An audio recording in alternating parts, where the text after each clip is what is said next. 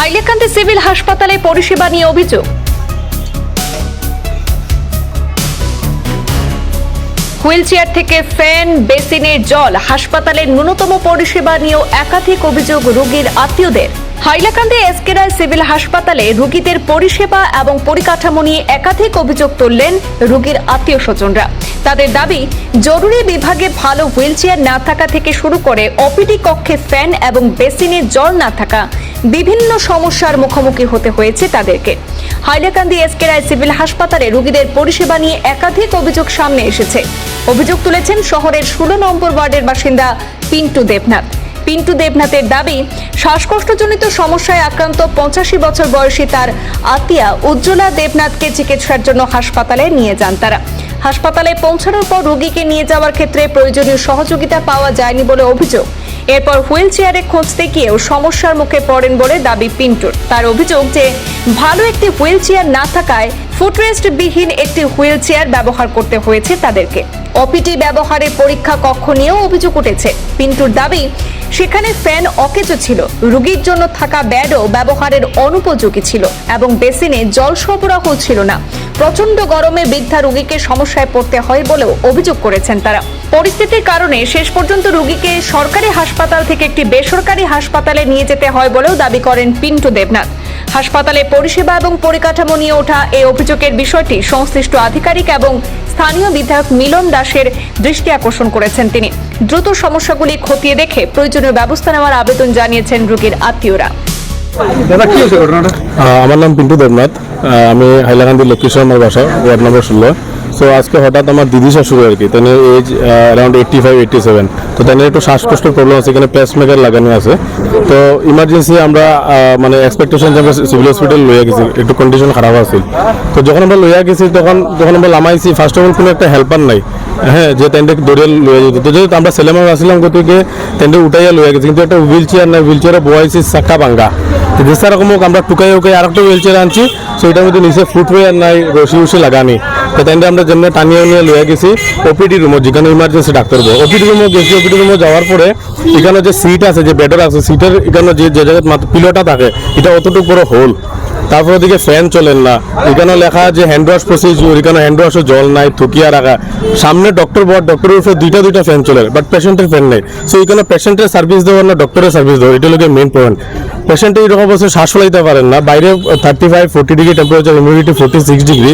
এরকম গরমের মধ্যে পেশেন্টটাকে নিয়ে আমরা হসপিটালে কিতার লেগে যাই আর যাতে একটু সেফ জোন হয়। তখন উল্টা হয়ে গেছি, ঘর থেকে আনে আমরা এরকম ফিল হয়েছি যে আমরা ডেঞ্জার জন্য লইয়া গেছি গিয়া। সো এরকম সিচুয়েশনে পেশেন্টটা রাখাটা বহুত কষ্ট হয়ে গেছে। তো আমরা মধ্যবর্তী মানুষ না পারতে আমরা বেসরকারি এখন হসপিটালে আনতে লাগছে, আমি এখন তাদের ট্রিটমেন্ট করাইতে লাগছে। বাট আজকে যদি এরকম সিচুয়েশন হয়, সবার দ্বারা তো সম্ভব না। আজকে যে আমি যে তার দরিয়া লইছি, একটা মেয়ে মানুষ যদি লইয়া পেশেন্টের যদি একটা মেয়ে মানুষ লইয়া টাইম কিরকম কিতা করবো, এরকম সিস্টেম চলে। এখানে অ্যাটমসফিয়ার এত খারাপ, এসি যে জায়গা 16 ডিগ্রি 18 ডিগ্রি, তারপরে এসি 70 ডিগ্রি টেম্পারেচার আছে, যেটা আপনারা দেখবা আমি সব ফাটাইছি। ঠিক আছে, আপনি এইগুলাকে ভিডিও ধারণ করছেন? হ্যাঁ, ভিডিও লইছি লাইভ, এটা কোনো ফেক না, একদম লাইভ। আর পেশেন্টের অবস্থা আপনারা দেখছেন কিরকম, বহুত বেশি খারাপ। তো না পারতাম আমরা, মানে আপনি যে কয়টার সময় তান্ডে ও তো অ্যারাউন্ড 12টার সময় আমরা লইয়া আসলাম। আপনি সিভিল হাসপাতাল লইয়া গেছেন? হ্যাঁ, 12টার সময়, কিন্তু এখানে 11:30 12টা, বাট নিয়ে আমরা আধা ঘন্টা রাখতে পারছি। এত গরম, পেশেন্টের অবস্থা আরো খারাপ হয়ে গেছে। তো আজকে এইগুলো বেসিক জিনিস যদি আমরা পেশেন্টকে নিয়ে, ওপিডি রুমের অবস্থা যদি এরকম থাকে, তো বাকি পুরাটা হসপিটাল অবস্থা কিতে হইতে পারে। সো এটাই আমার মানে এমএলএ স্যার, মিলন দাস স্যার আর আমরা অ্যাডমিনিস্ট্রেটর হাইলাকান্দি, তাই আমি অনুরোধ করবো যে এইগুলো জিনিস একটা দৃষ্টি আকর্ষণ করুক। আর আমরা এমএলএ স্যার তো মানে ইলেকশন নির্বাচনের ফলে তেন বহুত চেষ্টা করছে সিভিল হসপিটালে একটু আগে বাড়াইবার, বাট কে বা কাহারা ওইগুলা জিনিস মানে মেনটেন করেন, তো তারা একটু ধ্যান দেয় এইগুলো জিনিস।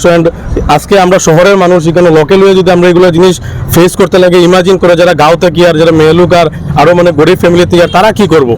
আজকে আমরা এটা হাইলাকান্দি ডিস্ট্রিক্টের সিভিল হসপিটাল, কোনো রাস্তার ওইদিকে নেই। এখানেও যদি আমরা কোনো এক্সপেকটেশন না পাই, ছোটো ছোটো ব্যাপার নিয়ে আমরা বেসরকারি হসপিটালে যাতে কী অবস্থা হইব।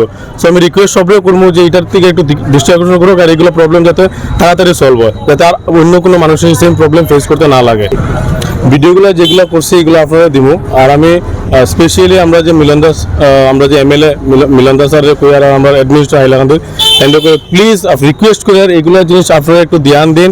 রিয়েলিটি বহুত ডিফারেন্স মানুষের বহুত প্রবলেম ফেস করে। আর আমরা মানে বহুত বহুত খারাপ লাগছে আমার দেখে এগুলা জিনিস আজকে না পারতে আমার আয়া এরকম আমি ফার্স্ট টাইম আইছি মিডিয়াত সো প্লিজ এটার দিকে একটু ধ্যান দিবেন এগুলো প্রবলেম যত তাড়াতাড়ি সলভ করুন পাবলিকের বহুত প্রবলেম হয় আপনারা মানে সিভিল হাসপাতালের পরিষেবাতে গিয়ে মানে দেখি আপনার মানে মনের মধ্যে কি লাগছে এখানে পরিষেবা ভালো হইতো না এর লাগি বহুত খারাপ ব্যক্তিগতভাবে লইয়া আইছে। ব্যক্তিগতভাবে লুই আইছি আর কোনো রাস্তা পাইছি না তো আজকে যদি আমার মতো মানুষের এরকম কত মানুষের পার্টে কতটা মানুষ যার কত এক্সপেকটেশন লইয়া যায় কত মানুষ কতটুকু প্রবলেম ফেস করে সঙ্গে আলাপ করছিলেন এই ব্যবস্থাটা নিয়ে?